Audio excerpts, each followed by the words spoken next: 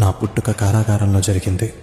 నేను ఈ భూమి మీద అడుగు పెట్టకముందే నన్ను చంపాలని చూశారు.